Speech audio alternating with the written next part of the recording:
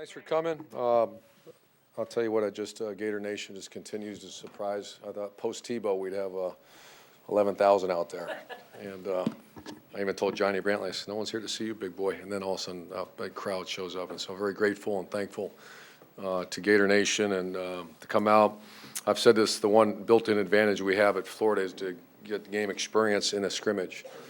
And there's a lot to said to be kicking a field goal. There's a lot to be said to taking a snap, making tackles, making checks when you got a crowd noise and you got people in the stands, and you got to reach up and make a catch. And a lot of young guys did. Probably the most beat up we've ever had as far as a team. The good thing is our trainer told me by June we'll have everybody but 3 full speed. And then the other guys that won't, Marsh, doggone it, I'm sorry. There's a couple of them that won't be ready by June, but they'll be ready certainly by the first of training camp, which is what we're worried about. So that's some great news. And to finish spring like that, I mean, God bless them now, that's a heck of a deal. And our training staff and strength staff are doing a great job. So we kept some guys out today, which we do every spring. But I'd grade spring an A, and I haven't had many A's. We stink. We're not a good team. But that's not the intent. The intent to have good attitude and good work ethic and go as hard as you can and try to identify players, playmakers, and I'd grade it an A. I thought today was an A.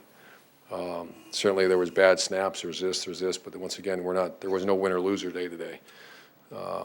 We really identified some players today, some guys made plays, so once again, very pleased and very thankful for this Gator Nation to be out there and support our players like that. That was fantastic. Pat, over to the left here. Urban, I think a lot of people were wondering about your backup quarterback situation. Can you just talk about the way Trey Burton played today? Yeah, I thought Trey and the other guy, number 11, hasn't got a lot of reps, but we need 3. You know, our 4th would be our punter. You need, Chaz Henry, but we've seen that happen to teams. And what happens in recruiting nowadays, I think y'all know, but it's real, is you sign a Tebow and you're not, getting a Johnny Brantley to follow Tim is very rare. What happens is kids don't want to come because they want to sit behind the bench. And so obviously the next guy we sign has to be a monster, a great player.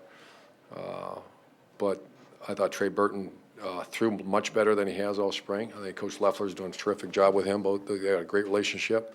From the first day of spring till the spring game, he's very, very improved, and that's all we ask. He's still not a great thrower, but they said that about Tebow when he came out of high school too, and he did okay. So Trey did an excellent job for us today.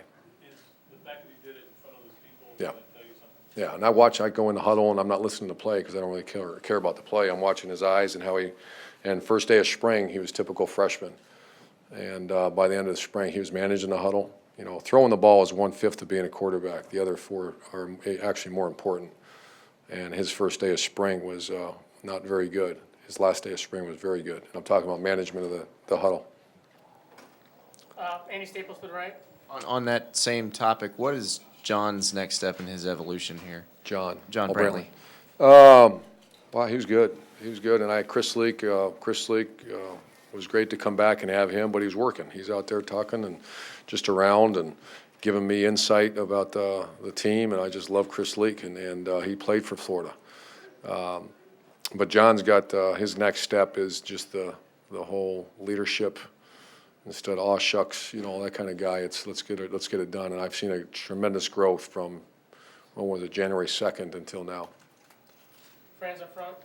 Urban, would you talk about which position that you saw that maybe have been the biggest unknown that made the biggest leap during the spring? I'd say linebackers. Our linebackers have Coach Durkin has done a tremendous job. They're very talented. Jelani Jenkins, Bostic, Beal, very talented group. A.J. Jones, who didn't practice much because he had a bad knee, but he's going to be a fine player. So, and Hicks. Those guys all did fantastic. And are they good enough? We don't know yet, but their attitude's right and they're in great shape. And, the correlation between finishing spring like that and them showing up ready to play, and that's why I'm kind of excited right now. You can tell this press conference, I'm kind of jacked right now because I see a lot of bright eyes. I see a lot of healthy players that are going to be trained by the best strength coach in America. So I'm kind of pumped right now.